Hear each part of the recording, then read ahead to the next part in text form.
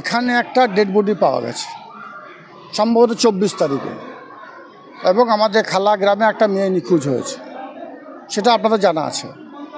তাকেও পাওয়া যায়নি। পরিবারের দাবি ছিল সম্ভবত ওই মেয়েটাই তাদের মেয়ে, কিন্তু তারা সুনিশ্চিতভাবে বলতে পারেনি ওই মেয়েটাই ওদের মেয়ে, কারণ তার দেহটা এমন একটা জায়গায় শুধু কঙ্কাল ছাড়া আর কিছু ছিল না।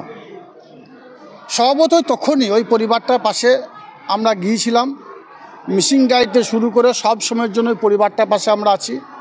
আজকে ফরেন্সিক টিম এসেছে এবং ওই পরিবারটার পাশে যেদিন গিয়েছিলাম ওই পরিবারটা আমাদের কাছে দাবি রেখেছিল যে যত দ্রুত সম্ভব ওই মেয়েটা তাদের মেয়ে কিনা, 1, 2, যদি তাদের মেয়ে হয় তাহলে যে বা যারা এই ঘটনা ঘটিয়েছে তাদের দৃষ্টান্তমূলক সাজার দাবি তারা করেছিলেন।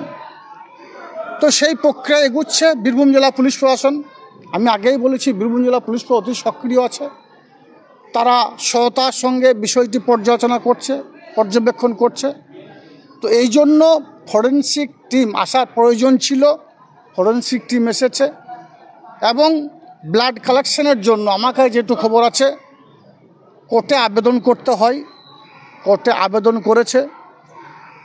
সম্ভবত আজকের মধ্যে যদি রায় দেয় তাহলে ব্লাড নিয়েও দেখা হবে ওই পরিবারটারই কিনা, ওই পরিবারের সদস্যই কিনা ওই মেয়েটা।